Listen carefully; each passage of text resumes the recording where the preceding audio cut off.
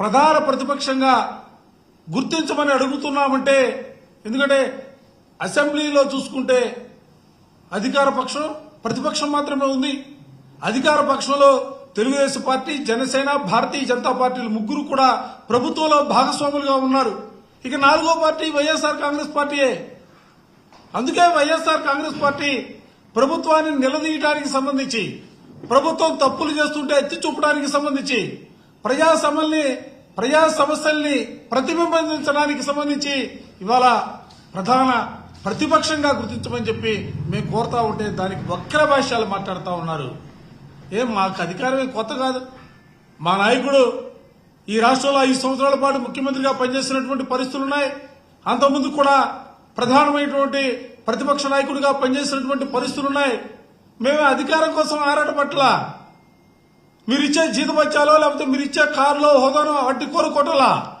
ఇవాళ మేము ఆశించేది, ఆలోచన చేసేది ఒక బాధ్యతాయుతమైనటువంటి రాజకీయ పార్టీగా, 5 సంవత్సరాల పాటు ఈ రాష్ట్రాన్ని పరిపాలన చేసినటువంటి రాజకీయ పార్టీగా, ఈ రాష్ట్రంలో ప్రజలకు ఉన్నటువంటి సమస్యల్ని ఎప్పటికప్పుడు ప్రభుత్వం దృష్టి తీసుకెళ్లాలా, ప్రభుత్వం చేసే తప్పుల్ని ప్రజల దృష్టికి తీసుకెళ్లాలా ఆలోచనతో ఆ విధమైనటువంటి రీతిలోనే ఇవాళ ప్రధానమైనటువంటి ప్రతిపక్షంగా గుర్తించమని చెప్పి కోరుతా ఉన్నాం. హోదా గురించి మేము ఆరాటపడతలా, ప్రతిపక్షంగా మాత్రమే గుర్తించాలని కోరుతా ఉన్నాం. ఎందుకంటే ప్రధాన ప్రతిపక్షంగా గుర్తిస్తే నిన్న చూశారు అసెంబ్లీలో 17 మంది వైస్ ఛాన్సలర్ని బలవంతంగా రాజీనామా చేస్తే ఆ రాజీనామాకు సంబంధించినటువంటి అంశాన్ని ప్రభుత్వం దృష్టికి తీసుకెళ్లి ప్రభుత్వాన్ని నిలదీసినటువంటి పరిస్థితులున్నాయి. 4 లక్షల మంది ఉద్యోగాలు ఇచ్చామని చెప్తే ఎక్కడిచ్చారని అడగడానికి మాకు అవకాశం ఉన్నటువంటి పరిస్థితులు. అంటే సమయం ఉంటే, మాకు సమయం ఇస్తే ఈ రాష్ట్రంలో తెలుగుదేశం ప్రభుత్వం, కూటమి నేతలు చెబుతున్నటువంటి అబద్దాలని ఎత్తి చూపడానికి అవకాశం ఉంటుంది. దానికోసమే వైఎస్ఆర్ కాంగ్రెస్ పార్టీ, మా ప్రీతమ నాయకులు జగన్మోహన్ రెడ్డి గారు ప్రధాన ప్రతిపక్షంగా గుర్తించమని కోరుతున్నారే తప్ప ఏదో హోదాకు సంబంధించి కాదన్న అంశాన్ని కూడా రాష్ట్ర ప్రజానికం గమనించాలని చెప్పి నేను ఈ సందర్భంగా విజ్ఞప్తి చేస్తా ఉన్నా. పదే చెబుతా ఉంటారు 10% సీట్లు రావాలి, 10% సీట్లు రావాలి. ఏం చెబుతోంది చట్టం? 1977 1977 పార్లమెంట్ యాక్ట్ చెబుతా ఉంది. సంఖ్యతో సంబంధం లేదు. ఆయా సభల్లో ఉన్నటువంటి ప్రధానమైనటువంటి రాజకీయ పార్టీలను దృష్టిలో పెట్టుకుని, ఎందుకంటే ఒక పక్క అధికార పక్షం ఉంటే మరో పక్క ప్రతిపక్షం ఉంటుంది.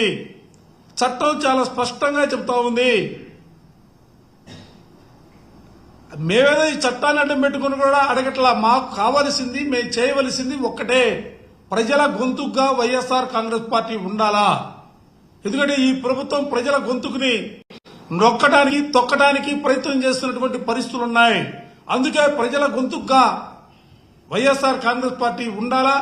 అందుకోసమే అసెంబ్లీలో వైఎస్ఆర్ కాంగ్రెస్ పార్టీని ప్రధానమైనటువంటి ప్రతిపక్షంగా మేము కోరుతా ఉన్నాం.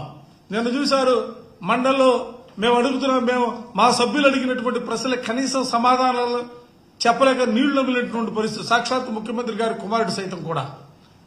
అందుకే ఎందుకంటే ప్రతిదీ కూడా రాజకీయ లబ్ధి పొందాలనే ఆలోచనతో, ఎందుకంటే తెలుగుదేశం పార్టీ దానికి సంబంధించినటువంటి పార్టీలు ఆలోచన చేస్తూ ఉంటాయి. కానీ మేము రాజకీయ లబ్ధి కోసం ఆలోచన చేయట్లా.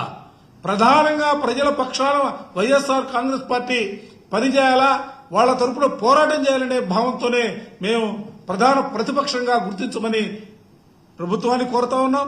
అదే రీతిలో ప్రజల్ని కూడా గమనించమని చెప్పి ఈ వాదన, ఎందుకంటే ఈ వాదనకు కూడా పర్యాయ పదాలు వాళ్ళు ఇష్టం వచ్చినటువంటి రీతిలో వాళ్ళకి దీన్ని మార్చి ఏదో అధికారమనో లేకపోతే మరోదనో ప్రజల్ని మభ్యపెట్టడానికి చేస్తున్నటువంటి ప్రయత్నాలు కూడా ప్రజలే తిప్పికొట్టాలని చెప్పి నేను ఈ సందర్భంగా ప్రజానికాన్ని కూడా కోరుతా ఉన్నాను.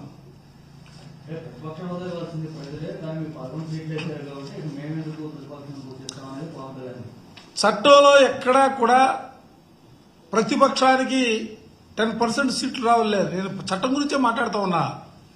1977 పార్లమెంట్ యాక్ట్, ఇది వైఎస్ఆర్ కాంగ్రెస్ పార్టీ రాసినటువంటి రాజ్యాంగం కాదు, ఇది చట్టం కాదు. ఇది ఎప్పుడో 1977లో ఉన్నటువంటి ఈ చట్టంలో చాలా స్పష్టంగా చెప్పారు.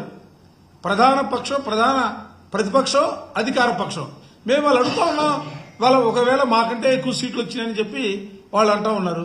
ఆ వచ్చిన వాళ్ళు రమ్మనండి, వాళ్ళే ప్రధాన ప్రతిపక్షంగా ఉండి ప్రభుత్వాన్ని ప్రశ్నించమని అడుగుతా ఉన్నాం. వాళ్ళ ఈ రాష్ట్రంలో ఎన్ని ఉన్నాయి? 4 పార్టీలు: Telugu Desam party, Janasena, Bharatiya Janata party, YSR Congress party. Telugu Desam, Janasena, Bharatiya Janata party ప్రభుత్వంలో భాగస్వాములుగా ఉన్నాయి. మంత్రులుగా వాళ్ళు పనిచేస్తా ఉన్నారు, కలిసి పనిచేస్తా ఉన్నారు. ఇక మిగిలిపోయింది మాదే, వైఎస్ఆర్ కాంగ్రెస్ పార్టీయే. అందుకే మేము ప్రజల గొంతుగా మాకు ఎక్కువ సమయం కావాలా? సమయం ఉంటే నిన్న మండలంలో ఏ విధంగా మాట్లాడారో మా సభ్యులందరూ కూడా సమయం ఇస్తే ఏ విధంగా మాట్లాడారో రాష్ట్ర ప్రజానీకం చూసినటువంటి పరిస్థితులున్నాయి. అందుకే మేము ఇవాళ సమయం కేటాయించడానికి సంబంధించి మాత్రమే ప్రధాన ప్రతిపక్షంగా మేము కోరుకుంటా ఉన్నాం. ప్రభుత్వం భయపడతా ఉంది. జగన్మోహన్ రెడ్డి గారు సభకు వస్తే జగన్మోహన్ రెడ్డి గారు ప్రజల పక్షాన మాట్లాడుతూ ఉంటే ప్రభుత్వం ఇబ్బంది పడుతుంది. ప్రభుత్వం నిజాలు చెప్పాల్సినటువంటి పరిస్థితులు ఉత్పన్నమవుతాయి. అబద్దాలతో కాలక్షేపం చేసే కబురు పరిస్థితులు ఉండదు. ప్రభుత్వాన్ని నిలదీస్తాడు, ప్రజల గొంతుగా మాట్లాడతాడు. అందుకే వాళ్ళు ఇవాళ వైఎస్ఆర్ కాంగ్రెస్ పార్టీకి ప్రధాన ప్రతిపక్షంగా గుర్తింపునివ్వకుండా ఏదో ఒక్కరి భాషలు చెప్తూ ఉంటారు.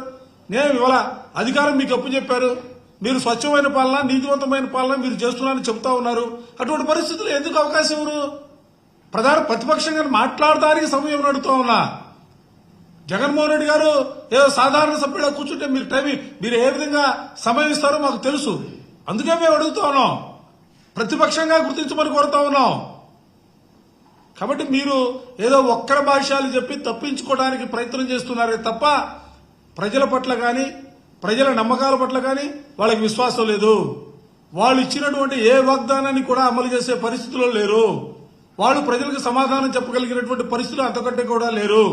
ఏదో కాలక్షేపంగా కార్యక్రమాలు చేయాలా, అసెంబ్లీ పెట్టాలా, అసెంబ్లీలో ఎవరు కూడా మాట్లాడే గొంతులన్నీ కూడా నొక్కాలనే భావంతోనే వాళ్ళు ముందుకు సాగుతున్నారే తప్ప వాళ్ళకి చిత్తశుద్ధి లేదన్న అంశాన్ని కూడా ఈ సందర్భంగా మీ అందరూ కూడా మీ ద్వారా ప్రజానీకానికి చెప్తా ఉన్నాం.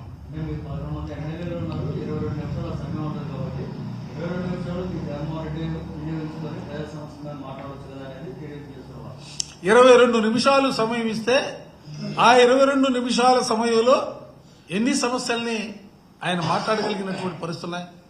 నిజంగా ఈ ప్రభుత్వం వచ్చిన తర్వాత రాష్ట్రంలో ఉన్నటువంటి అన్ని వర్గాలకు సంబంధించి కూడా అనేకమైనటువంటి సమస్యలు ఉత్పన్నమవుతా ఉన్నాయి. సమస్యల మీద మాట్లాడాలి కదా. పోయినసారి మేము ప్రతిపక్షానికి కూడా వైఎస్ఆర్ కాంగ్రెస్ పార్టీ అధికారంలో ఉన్నప్పుడు ప్రతిపక్షానికి కావలసినంత సమయం ఇచ్చారు. వాళ్ళు మాట్లాడటానికి అవకాశం ఇచ్చారు. వాళ్ళు నిజంగా వాళ్ళ దగ్గర నుంచి కూడా ఆశించాం. ప్రభుత్వం వాళ్ళ దగ్గర నుంచి సూచనలు, సలహాలు వస్తాయి. లేదు, ప్రభుత్వం ఏదైనా తప్పు చేస్తా ఉంటే ఆ తప్పును ఎత్తి చూపే కార్యక్రమం చేస్తారు. వాటిని సరిదిద్దుకోవడం కోసం ప్రయత్నం చేయాలనే భావంతోనే వైఎస్ఆర్ కాంగ్రెస్ పార్టీ ముందుకు సాగింది. ఇవాళ ఎందుకు ఆలోచన లేదని అడుగుతా ఉన్నా. ఇవాళ ఎందుకు భయపడుతున్నారని అడుగుతా ఉన్నా. జగన్మోహన్ గారిని చూస్తే ఎందుకు మీకు అంత భయం అని అడుగుతా ఉన్నా. అందుకే ఇవాళ గత్యంతరం లేనటువంటి పరిస్థితుల్లో, మీరు ఇవ్వనటువంటి పరిస్థితుల్లో ఇవాళ ప్రెస్ కాన్ఫరెన్స్ పెట్టి దానిపైన ప్రజలకి జరుగుతున్నటువంటి పరిణామాల ప్రక్రియ పైన పూర్తి స్థాయిలో జగన్మోహన్ రెడ్డి గారే ప్రెస్ కాన్ఫరెన్స్ పెట్టవలసినటువంటి పరిస్థితున్నాయి. మేము ఎందుకు అడుగుతున్నామంటే ఇప్పుడు కూడా మేము రిక్వెస్ట్ చేసేది, ప్రధాన ప్రతిపక్షంగా మీరు గుర్తించండి, మాకు అవకాశం కల్పించండి. శాసన సభలో మాట్లాడే అవకాశాన్ని, సమయాన్ని కేటాయించమని కోరడానికి మాత్రమే ప్రధాన ప్రతిపక్షంగా గుర్తించమని మేము కోరుతా ఉన్నాం. దయచేసి ఇది గమనించమని చెప్పి ప్రజానికాన్ని కూడా మేము రిక్వెస్ట్ చేస్తా ఉన్నాం.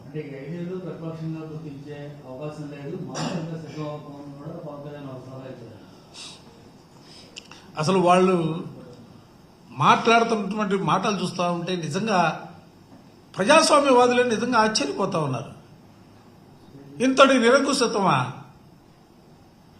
ఏ విధానాలతో మీరు ముందుకు సాగుతా ఉన్నారు?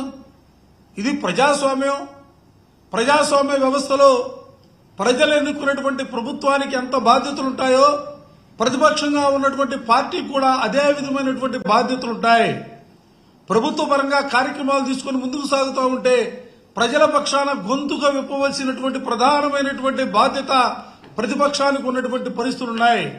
అటువంటి ప్రతిపక్షాన్ని మీరు గొంతు నొక్కడానికి మీరు చేసే ప్రయత్నాలు ఏ దిశగా మీరు సాగుతున్నారో ఆలోచన చేసుకోవాలా. ఎందుకంత నేను పదే పదే అడుగుతాను, మాకు సమయం ఇస్తే మీకు ఎందుకు అంత భయం అని అడుగుతా ఉన్నా.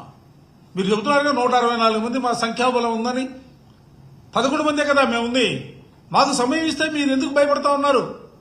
వాళ్ళకి తెలుసు ఈ 9 నెలల కాలంలో ఒక్కటి కూడా ఈ రాష్ట్రంలో అమలు చేసినటువంటి పరిస్థితి లేదు. అన్ని వర్గాల ప్రజానీకం కూడా, విద్యార్థుల దగ్గర మొదలుకుంటే మహిళల వరకు అన్ని వర్గాల ప్రజలకు కూడా తీవ్రమైనటువంటి అసంతృప్తితో ప్రభుత్వం పైన తమ నిరసన వ్యక్తం చేస్తున్నటువంటి పరిస్థితులు ఉన్నాయి. కాబట్టే వాళ్ళు ప్రతిపక్షానికి అవకాశం ఇవ్వకూడదనే ఒక దురాలోచనతోనే వాళ్ళు గుర్తించినటువంటి పరిస్థితులు కూడా ఈ సందర్భంగా చెప్తా ఉన్నా.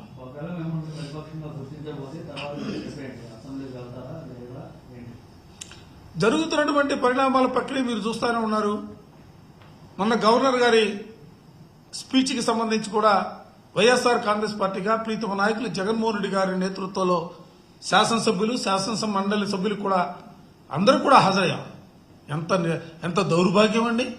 గవర్నర్ గారు మాట్లాడే మాటలు, ఆయన చేత మాట్లాడించినటువంటి మాటలు ఎంత సత్యదూరంగా ఉన్నాయి.